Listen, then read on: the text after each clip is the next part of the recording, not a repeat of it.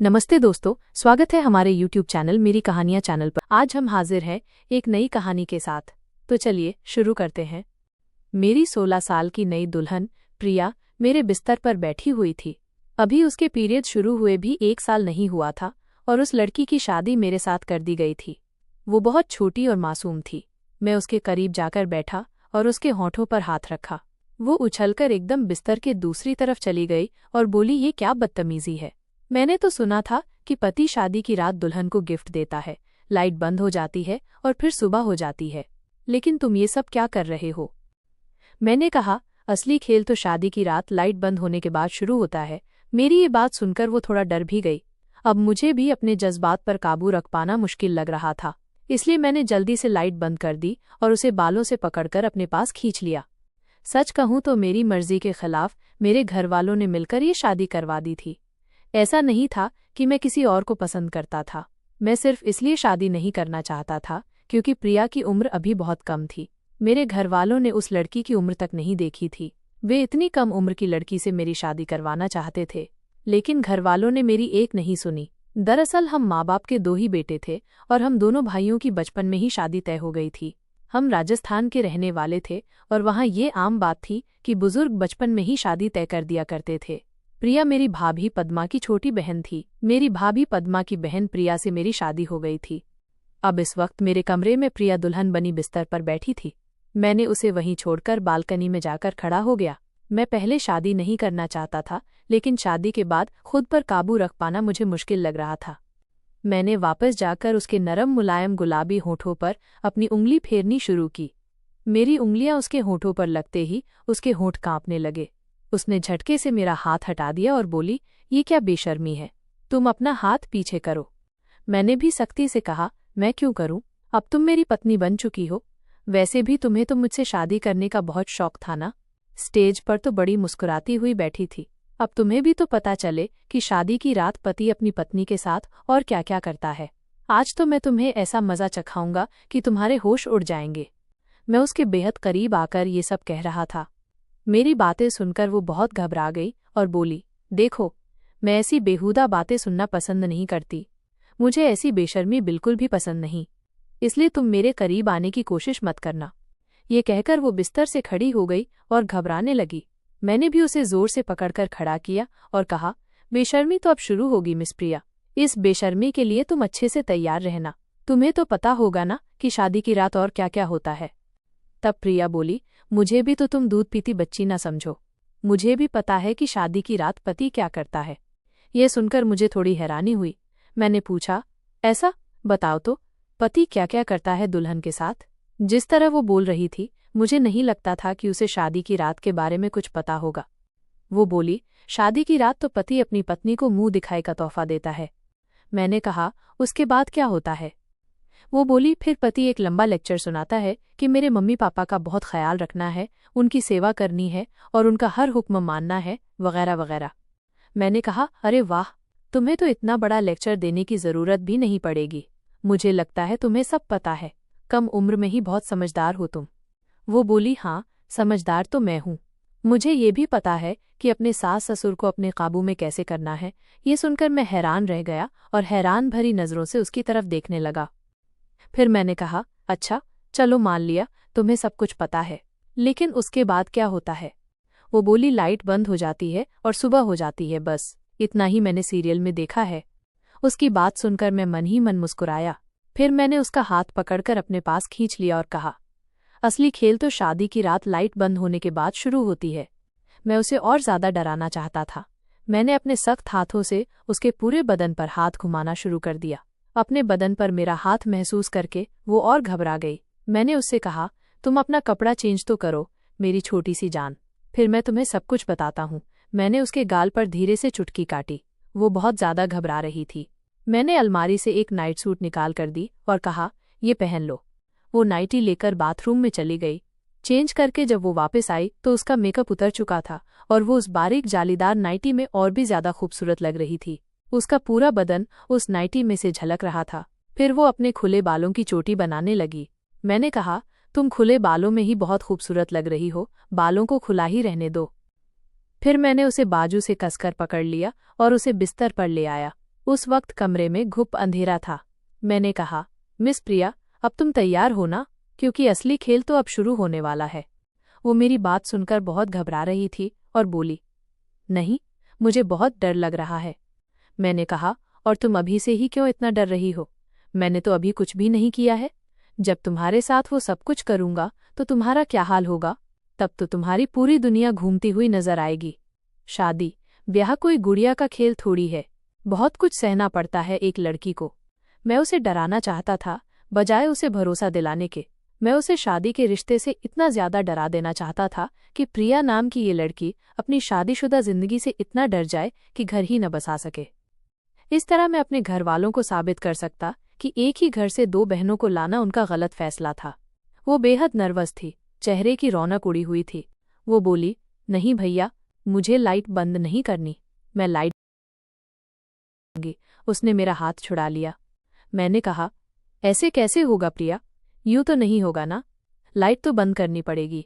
आखिर तुम्हें लाइट बंद करने के पीछे की कहानी भी तो पता चलनी चाहिए, न कि क्या होती है शादी की रात लाइट बंद करके।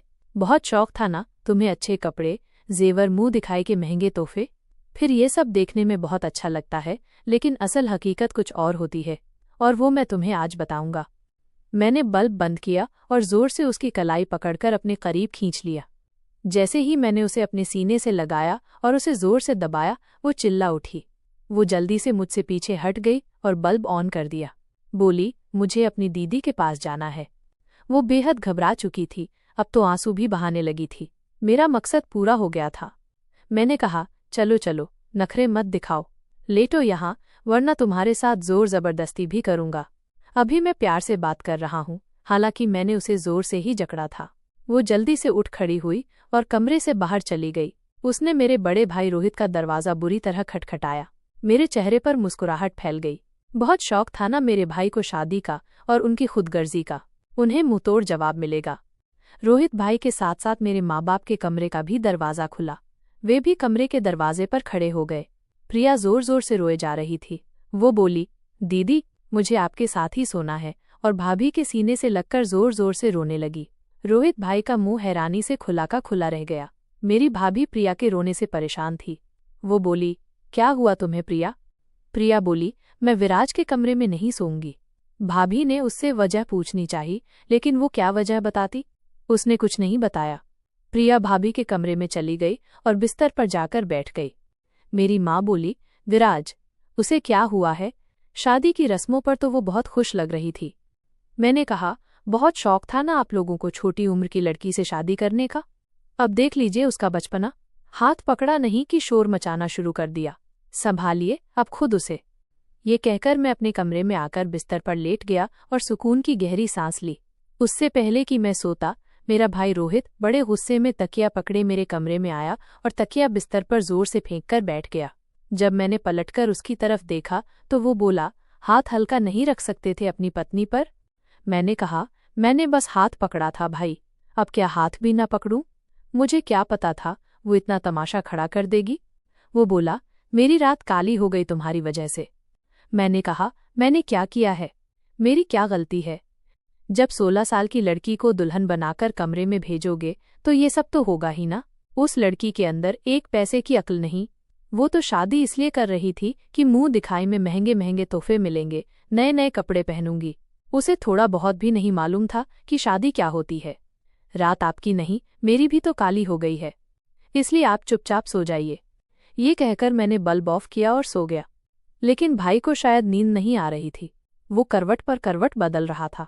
मैंने कहा, भाई सुकून से सो जाओ और मुझे भी सोने दो। वो बोला, मुझे नींद नहीं आ रही। बदतमीज कहीं का, पत्नी को कुछ वक्त नहीं दे सकता था? मेरी रात तो काली न होती। मैंने दिल में कहा, आपके साथ तो ऐसा ही होना चाहिए। खुद तो शादी की, मेरी भी करवा दी। मैं रोता रहा, कहता रहा, भाई मेरे लिए माँ से बात करो, मुझे अभी शादी नहीं करनी। लेकिन नहीं, अब मज़ा आ रहा है ना, जब पत्नी के बगैर शादी की रात गुजारनी पड़ेगी। बहुत अच्छा हुआ। ये शुरुआत है, देखिएगा तो सही, उस नादान लड़की को मैं कितना डराता हूँ। रोज आकर आपके कमरे में ही सोएगी और आप यहाँ मेरे कमरे में। मैंने दिल में इरादा कर लिया था कि अपने माँ बाप की उस बात को झुठला दूंगा कि एक घर से दो बहनें नहीं लानी चाहिए। मेरे इस व्यवहार से अगली 7 पीढ़ियां तक कोई ये गलती नहीं करेगी। फिलहाल अगली सुबह पद्मा भाभी और प्रिया दोनों ही कमरे से एक साथ बाहर आईं। मम्मी नाश्ता बनाकर रख चुकी थीं। मेरे भाई का मूड बहुत खराब था। वो बार बार पद्मा भाभी को देख रहे थे। वो बेचारी नजरें चुरा रही थीं, जैसे कह रही हो मेरी क्या गलती है। प्रिया जब भी मुझे देखती तो मैं उसे घूरने लगता। वो जल्दी से मुझसे घबराकर नजरें नीचे कर लेती। मैं चाहता था कि उसके दिल में मेरा डर बैठा दूं, ताकि वो मेरे करीब ही ना आए और मेरे कमरे में आने की कोशिश भी ना करे। मैं अपने दिल में बहुत खुश हो रहा था और मुझे तसल्ली भी थी कि अब ये लड़की मेरे कमरे में नहीं आने वाली। पूरा दिन वो भाभी के कमरे में रही और मेरा भाई पूरा दिन आंगन में जले पर नमक छिड़कने वाली बिल्ली की तरह चक्कर काट रहा था। 2 पल उनको भी अपनी पत्नी के साथ नसीब नहीं हुआ, लेकिन मैं बहुत खुश था और बड़े मजे से अपने कमरे में फिल्में देख रहा था। दिल किया तो दोस्तों के पास चला गया। 4 दिन के बाद इन दोनों बहनों का पग फेरा भी था। आज हम दोनों भाइयों की शादी का 6वां दिन था। हमारे घर पर मेरे ससुराल वाले आए थे। आज रोहित भाई बहुत तैयार होकर बैठे थे। उन्हें देखकर मेरी हंसी नहीं रुक रही थी। प्रिया मेरे पास बैठी थी। मैंने उसका बाजू पकड़ा और जोर से दबा दिया और उसके कान के करीब जाकर कहा, अब तो तुम अपने मायके जा रही हो, लेकिन आओगी तो जाओगी कहाँ। इसी तरह कई दिन बीत गए। आज हम दोनों भाई अपनी अपनी पत्नियों को लेने ससुराल गए थे। वापस आने पर फिर से मैंने प्रिया को डराया, आज क्या करोगी, कब तक बचोगी मुझसे? आना तो तुम्हें मेरे कमरे में ही है ना, और आज तो तुम वैसे भी बहुत प्यारी लग रही हो। आज तो मैं सच में तुम्हें कच्चा चबा जाऊंगा।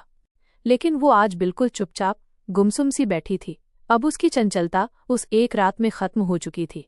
वो बार बार मेरे हाथ से अपना हाथ छुड़ाने की कोशिश कर रही थी।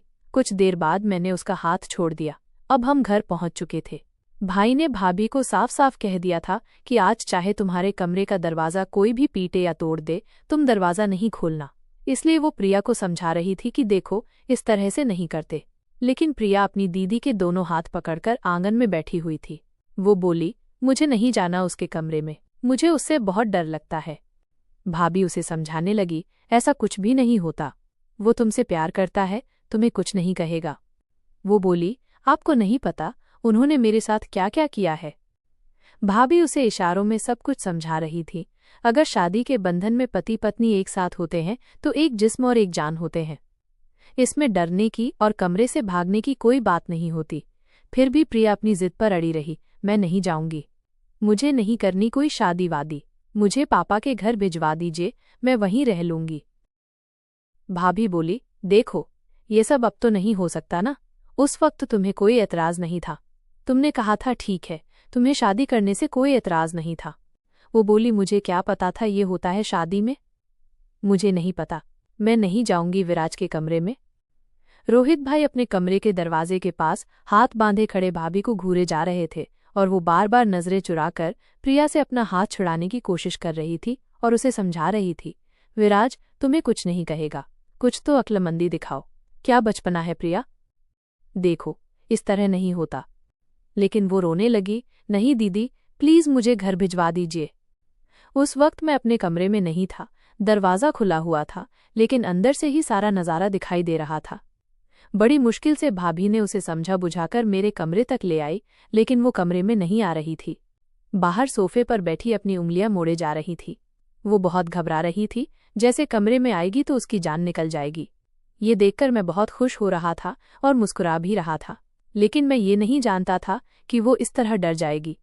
वो चुपचाप कमरे में आई, मुझसे बात किए बगैर उसने अलमारी खोली। उसने कमरे का दरवाज़ा तक बंद नहीं किया। अलमारी से उसने अपना एक कपड़ा निकाला और बाथरूम में चली गई। मैं उसकी एक एक हरकत को नोट कर रहा था। वो बाहर आई तो बिल्कुल सादगी भरे कपड़े पहने हुई थी। फिर धीरे से अपना तकिया उठाया और चादर उठाकर बाहर जाने लगी। मैंने कहा, तुम कहाँ जा रही हो? वो बोली, मैं बाहर आंगन में सोऊंगी। मैंने कहा, अच्छा ये लाइट बंद कर दो और दरवाज़ा बंद करके जाना, ठीक है? वो जल्दी से मान गई। यहाँ तक तो सब कुछ ठीक ठाक था। वो मुझसे कुछ भी नहीं कहती। ज्यादातर वक्त उसका भाभी के साथ ही बीतता था या फिर मेरी मम्मी के साथ। वो उनके साथ बैठी रहती, गप्पे मारती, हंसती। लेकिन जैसे ही मैं ऑफिस से आता, मुझे देखकर उसे जैसे सांप सूंघ जाता। शायद भाभी ने किचन संभाल लिया था, लेकिन वो महारानी किचन का कोई काम नहीं करती थी। बस उसका एक ही काम था, मेरी माँ के साथ बैठकर बातें करना, हंसना और जोक सुनाना। पापा भी उसकी कंपनी में बहुत खुश होते थे। जब सब सो जाते तो वो आंगन के सोफे पर आराम से जाकर सो जाती और फिर सुबह सबके उठने से पहले मेरे कमरे में आकर तकिया फेंक देती, लेकिन कमरे के अंदर नहीं आती थी। इसी तरह 1 महीना भर बीत गया। पापा ने कहा, सबसे पहले हनीमून पर रोहित और पद्मा जाएंगे। जब वे वापस आएंगे फिर विराज और प्रिया को भेज देंगे। भाई और भाभी तो बहुत खुश थे, लेकिन प्रिया बहुत उदास थी। वो बोली, दीदी आप अभी क्यों जा रही हैं? मुझे भी अपने साथ ले जाइए। मैं भी आप लोगों के साथ ही घूम कर आऊंगी। मुझे विराज के साथ नहीं जाना। प्रिया को भाभी समझाते हुए जा चुकी थी। अब ये हुआ कि वो रोहित भाई के कमरे में जाकर सो जाती, लेकिन मुझे कुछ अजीब सा होने लगा था। फिलहाल वो मेरी पत्नी थी। शुरू में मैंने पापा और भाई की जबरदस्ती की शादी की वजह से ये सब कुछ कर दिया था, लेकिन अब दिल चाहता था कि वो मेरे कमरे में आए, मुझसे बातें करे। अब मेरे ही जज्बात उभर रहे थे जो अब तंग करने लगे थे, लेकिन जिस तरह मैंने उसे डरा चुका था वो मुझे देखते ही डर जाया करती थी। एक बार मुझे नींद नहीं आ रही थी। मैंने सोचा प्रिया से मुझे अपने किए गए व्यवहार की माफ़ी मांग लेनी चाहिए और उसे अपने कमरे में लाना चाहिए। उसे प्यार और वो सब कुछ देना चाहिए जिसकी वो हकदार थी। मैं भी कब तक उससे यूं दूर रह सकता था? आखिर जो होना था वो तो हो चुका था। फिर मैं अपने कमरे से बाहर आया। मैंने रोहित भाई के कमरे का लॉक घुमाया तो दरवाज़ा खुल चुका था। मैंने हल्का सा दरवाज़ा खटखटाया, लेकिन अंदर बिल्कुल खामोशी थी। मैंने फिर हल्का सा दरवाज़ा खटखटाया, लेकिन प्रिया ने अंदर से कोई जवाब नहीं दिया। तो मैंने उस खिड़की को थोड़ा सा खोल दिया। वो बेखबर होकर बिस्तर पर सो रही थी। उसके बालों की लट हवा में उड़कर उसके चेहरे पर बिखरी हुई थी। उसके हुस्न को और भी ज्यादा निखार रही थी। शायद मेरी ही नज़र बदलने लगी थी। बस मैंने सोचा, बहुत हो चुका मेरा गुस्सा, अब खत्म कर लेना चाहिए। मैं भी रोहित भाई की तरह अपनी शादीशुदा जिंदगी बिताना चाहता था। रोहित भाई को गए हुए अभी 3 दिन हुए थे और अभी 5 दिन के बाद उनको वापस आना था। फिर मुझे प्रिया के साथ जाना था। मैं चाहता था इससे पहले प्रिया के साथ दोस्ती कर लूं। मैंने धीरे से प्रिया को आवाज़ दी, लेकिन वो बहुत गहरी नींद में सो रही थी। कमरे की खिड़की इतनी बड़ी नहीं थी कि उस खिड़की से अंदर जाकर जगा सकता, इसलिए मैंने खिड़की के कांच को खटखटाया। उठो। ये भी डर था कहीं मेरी आवाज़ माँ पापा के कमरे में न चली जाए। बड़ी मुश्किल से उसने अपनी आंखें खोली। मुझे खिड़की के पास देखकर वो वहां आ गई। मुझसे बोली, क्या है? मैंने कहा, क्या रोज रोज का तमाशा बना लिया तुमने? चलो अपने कमरे में आओ। लेकिन ये सुनकर वो फिर से घबराने लगी। मुझसे बोली, मुझे नहीं आना, मैं यहाँ पर ठीक हूँ। मैंने कहा, प्रिया अच्छा, आई एम सॉरी, मैं तुम्हारे साथ अब कोई बदतमीजी नहीं करूँगा। बस तुम मेरे साथ मेरे कमरे में आओ। लेकिन वो ना में सिर हिलाने लगी और बोली, नहीं मैं नहीं आऊँगी। अब मैं जलने लगा था अपने पैरों पर कुल्हाड़ी मारने के लिए जो मैंने खुद ही मारी थी। वो कमरे में खिड़की दरवाजे सब कुछ बंद करके सोती थी। फिलहाल खाना उसे टेबल पर मेरे साथ ही बैठकर खाना पड़ता, क्योंकि मम्मी पापा सामने बैठे होते। जैसे ही वो खाना खाने के लिए बैठती, मैं उसके बराबर वाली कुर्सी पर बैठ जाता। जब मेरे भाई भाभी होते तो वो उनके साथ बैठती। मैंने उसे कहा, मेरी प्लेट में चावल डाल दो। उसने चावल मेरी प्लेट में डाल दिए। मैंने अपना पैर उसके पैर के ऊपर रख दिया। वो बुरी तरह से चीखी। बाकी सब भी मेरी तरफ देखने लगे। मैंने भी उस पर एक नज़र डाली। वो मेरे पैर के नीचे से अपना पैर हटाने की कोशिश कर रही थी, लेकिन उसके इस तरह चिल्लाने पर मैंने अपना पैर नहीं हटाया, बल्कि गुस्से से और दबाना शुरू कर दिया। अपने पैर का अंगूठा उसके पैर से होता हुआ ऊपर की तरफ ले जाने लगा। वो अपना पैर पीछे करती, फिर मैं उसके पैर तक पहुंच जाता। वो इस तरह नर्वस थी कि उसने खाना भी ठीक से नहीं खाया। जब से भाभी गई हुई थी, सारा काम उसके सिर पर आ गया था। माँ से पूछ पूछ कर खाना भी बना लेती थी और ठीक ही बनाती थी। रात को जब सब आंगन में थे तो वो किचन में बर्तन धो रही थी। मैं चुपचाप किचन में आ गया। फ्रिज से पानी की बोतल निकालकर गिलास में डालकर पीने लगा। वो बर्तन धोने में व्यस्त थी। पानी पीने के बाद मैं उसके बिल्कुल पीछे जाकर खड़ा हो गया और पीछे से उसे अपने बाहों में जकड़ लिया। वो बुरी तरह से डरती हुई पीछे हटी। मैंने उसका मुंह अपने हाथों से दबा दिया था और अपने बाहों में जकड़ लिया था। वो बुरी तरह से उछल रही थी, पीछे पलटकर देखने की कोशिश कर रही थी, पर मैं उसके कंधे पर अपना सर रख चुका था। मैंने कहा, मुझसे इतना भागती क्यों हो? पति हूं तुम्हारा। वो बोली, विराज मुझे छोड़ो प्लीज। मैंने कहा, शराफत से आज मेरे कमरे में आ जाना। वैसे भी कल भाभी और भाई वापस आ रहे हैं, फिर तो तुम्हें मेरे साथ ही हनीमून पर जाना पड़ेगा। फिर वहां क्या करोगी प्रिया? अगर आज तुम मेरे कमरे में नहीं आई तो कल तो तुम्हें आना ही पड़ेगा। याद रखना, गिन गिन कर बदला लूंगा तुमसे। पता नहीं क्यों मैं हमेशा उससे इस तरह अकड़कर बात क्यों करता था। मेरा कहना था कि वो चिल्लाने लगी। मैंने जल्दी से उसे छोड़ दिया। मम्मी पापा दोनों किचन में आ गए। बोले क्या हुआ? तो वो बोली चूहा था माँ। माँ बोली कहाँ है? वो बोली अभी अभी वहाँ था, पता नहीं कहाँ गया। मैं समझ गया मुझसे पीछा छुड़ाने के लिए उसने ये सब किया था। मैं गुस्से से अपने कमरे में चला गया। अगले दिन भाभी और भाई आ गए। अब तो हमारी शादी को 2 महीने बीत चुके थे, लेकिन मिस प्रिया थी कि मेरे काबू में नहीं आ रही थी। सबके सोने के बाद वो आंगन में तकिया रखकर लेट जाती। तभी मैं कमरे से बाहर आया, उसकी कलाई पकड़ी। मैंने कहा शराफत से कमरे में चलो। वो बोली मैं नहीं जाऊंगी, अगर आपने जबरदस्ती की तो मैं चिल्लाना शुरू कर दूंगी। मैंने कहा ठीक है, शौक से चिल्लाओ। ये कहकर मैंने उसके मुंह पर हाथ रख दिया था और जबरदस्ती उसे कमरे में ले आया और लाइट बंद कर दी। उसे बिस्तर तक लाया ही था कि रोहित भाई के दरवाजे खटखटाने की आवाज आई और वो माँ का दरवाज़ा खटखटा रहे थे। माँ ने दरवाज़ा खोला तो वो बोले पद्मा की तबीयत बहुत ज़्यादा खराब है माँ, आकर देखिए उसे क्या हुआ है। बात कुछ ऐसी थी कि मुझे प्रिया को छोड़ना पड़ा। वो भी जल्दी कमरे से बाहर निकल गई। भाभी की उल्टी नहीं रुक रही थी, वो बेहाल हो चुकी थी। मेरी माँ ने प्रिया से कहा जाओ नींबू पानी बनाकर लाओ। वो नींबू पानी बनाकर लाई, भाभी को पिलाया। फिर उसे डॉक्टर के पास ले गए। तब मालूम हुआ कि भाभी प्रेग्नेंट हो चुकी थी, लेकिन डॉक्टर ने बेड रेस्ट बताया था। खुशी की खबर तो थी, इसलिए मैं भी खुश था कि चलो चाचा बन जाऊंगा। इसलिए अब हमारा हनीमून तो कैंसिल हो चुका था, क्योंकि सारे काम की जिम्मेदारी प्रिया पर पड़ चुकी थी। भाभी को कमरे तक खाना भी वही लेकर जाती, संभालती भी वही थी, क्योंकि उनकी तबीयत ठीक नहीं रहती थी। पूरा दिन वो घर में चक्कर काटती रह जाती थी। अब तो मुझे उस पर तरस आने लगा था। बहुत कम उम्र में उस पर बहुत बड़ी जिम्मेदारियां आन पड़ी थीं। फिर उस पर मेरा व्यवहार भी अच्छा नहीं था। मुझे खुद पर भी अफसोस होने लगा। बेचारी थक जाती थी, फिर उसे सोफे पर सोना पड़ता। एक दिन मैंने उसे कहा देखो मैं तुम्हें कुछ भी नहीं कहूंगा, तुम्हें हाथ तक नहीं लगाऊंगा, लेकिन प्लीज बिस्तर पर आराम से सो जाया करो, कुछ नहीं कहूंगा तुम्हें। वो बोली लाइट तो बंद नहीं करोगे? मैंने कहा नहीं करूंगा। लाइट बंद? उसने पूछा। मैंने कहा नहीं, लाइट ऑन ही रहेगी। उसके बाद से मैं किचन में भी उसके साथ काम में मदद करने लगा। एक दिन मैंने उसे कहा प्रिया मुझसे दोस्ती करोगी? वो बोली नहीं, मुझे आपसे दोस्ती नहीं करनी, आप अच्छे इंसान नहीं हैं। मैंने कहा क्यों, मैं क्यों अच्छा इंसान नहीं हूं? अब तो मैं तुम्हारी हेल्प भी करता हूं। वो बोली वो तो करते हैं, लेकिन फिर भी मुझे आपसे डर लगता है। मैंने कहा देखो अब तुम्हें मुझसे डर नहीं लगेगा, मैं तुम्हारा दोस्त बन जाऊंगा ना, इसलिए। वो बोली आप मेरे साथ कोई जबरदस्ती या बदतमीजी तो नहीं करेंगे ना? उस दिन जो तुमने किया था तो मेरा सांस भी रुक गया था।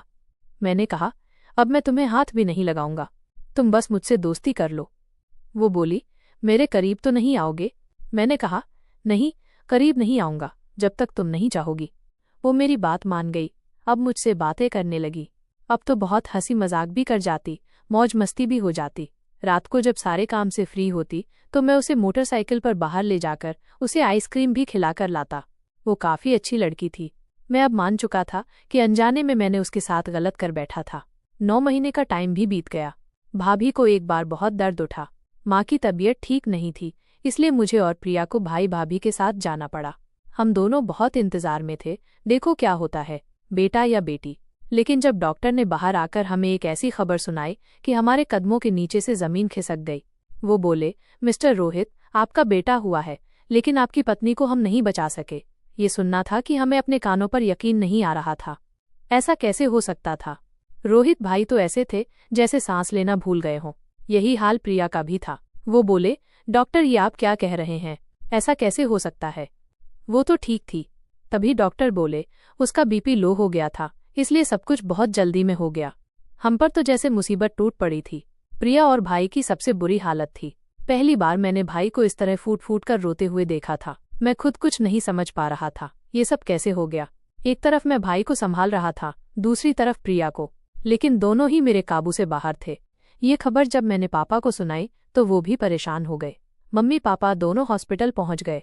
अभी तक बच्चा नर्स के पास ही था, क्योंकि मैं तो उन दोनों को संभालने में लगा हुआ था। माँ आई तो प्रिया उनके गले लगकर रोने लगी। ये खबर जब प्रिया के मायके में गई तो उन पर तो जैसे मुसीबतों का पहाड़ टूट पड़ा। फिलहाल वक्त था जो गुजर गया, लेकिन हमारे घर की तो जैसे खुशियां ही खत्म होकर रह गई थी। उस मासूम बच्चे को प्रिया संभालने लगी। वह चुप चुप सी हो गई थी। उसका सारा बचपन पहले की तरह हंसना बोलना जैसे खत्म सा हो गया था। मेरा भाई भी बिल्कुल चुप रहने लगा था। उससे बात करो तो लगता था अभी रो पड़ेंगे। एक मैं था जो भाई को तसल्ली देता था। 2 महीने बीत गए थे।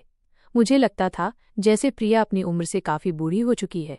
रात को जब वो थकी हारी आकर बिस्तर पर बैठती, चिंटू रोने लगता। रोहित भाई का बेटा था, वो उसे चुप कराने लगती। अब तो मुझे उस पर और भी ज्यादा तरस आने लगा था। मैंने कहा, ऐसा करो, उसे मुझे दे दो, तुम सो जाओ, थोड़ी देर आराम कर लो। उसकी आंखें नींद से भरी रहती। वो बोली, चिंटू आपसे चुप नहीं रहेगा, मेरे पास ही ज्यादा रहता है। मैंने कहा, मैं उसको पकड़ लूंगा। इसी तरह 1 साल का वक्त भी बीत गया और मैं प्रिया के लिए तरसता रहता था। लेकिन प्रिया को तो घर से फुर्सत नहीं मिलती थी, वो सारा घर संभाल रही थी। ऐसे में प्रिया के मायके में एक और मुसीबत आन पड़ी। प्रिया की बड़ी बहन, जिसकी शादी हुई थी, का पति एक कार हादसे में फंस गया और उसकी मौत हो गई। हम सभी वहां पर चले गए और रोने पीटने लगे। एक ही साल में प्रिया के मायके में 2 मौतें हो गई थीं और ये किसी से बर्दाश्त नहीं हो रहा था। बहुत जल्द उसकी बड़ी बहन को उसके ससुराल वालों ने उसे मायके भेज दिया और कहा कि हम इसका बोझ नहीं उठा पाएंगे। इसी तरह मेरे घर वाले और प्रिया के घर वाले एक साथ इकट्ठे हुए और रोहित भाई की शादी प्रिया की विधवा बहन मीरा से करा दी गई। मीरा के 2 बच्चे भी थे, हमने उन बच्चों को भी अपना लिया। इस तरह प्रिया मेरे करीब और आ गई, क्योंकि ये आइडिया मैंने ही दिया था। अब वो मुझसे प्यार भरी बातें करने लगी थी और मेरे करीब भी आने लगी थी। अब वो बहुत समझदार हो गई थी और जज्बातों को भी समझने लगी थी। वो भी मुझसे प्यार भरी बातें करने लगी थी। इस तरह हम दोनों का एक दिन मिलन हुआ और इस तरह हम 2 जिस्म एक जान हो गए। 6 महीने के बाद ही प्रिया भी प्रेग्नेंट हो गई। प्रिया की बहन मीरा बहुत अच्छी थी। रोहित भाई उसे बहुत खुश रखते थे और उसके दोनों बच्चों को भी बाप का प्यार देकर बड़ा कर रहे थे। इधर चिंटू भी बड़ा हो रहा था। इस तरह हमारा हंसता खेलता परिवार फिर से एक बार मुस्कुरा उठा था। पूरे 9 महीने के बाद प्रिया ने एक प्यारी सी बेटी को जन्म दिया, जिससे मेरी खुशियों में 4 चांद और लग गए। मेरी ये कहानी आप लोगों को कैसी लगी? क्या मैंने प्रिया के साथ शुरू में जो किया वो ठीक था? मैं इसलिए नाराज था कि एक घर से 2 बहनें नहीं लानी चाहिए। उस हादसे के बाद तो हमें तीनों बहनों को इस घर में लाना पड़ा। मैं इस मामले में गलत था या सही? आप लोग कमेंट में जरूर बताइएगा। इस तरह के बाल विवाह राजस्थान, बिहार में होते रहते हैं। इस तरह की कहानियां आप लोगों को जरूर सुनने को मिल जाएंगी। लेकिन मेरी ये कहानी आप लोगों को कैसी लगी मुझे कमेंट में जरूर बताइएगा। मैं और प्रिया आज बहुत खुश हैं। मैं अपनी पिछली जिंदगी को सोचता हूँ तो बहुत दुख भी होता है और खुशी भी होती है। अगर कुछ बुरा हुआ था तो फिर अच्छा भी हुआ था। दोस्तों, वीडियो कैसा लगा कमेंट करके जरूर बताएं। वीडियो को लाइक और चैनल को सब्सक्राइब जरूर करें।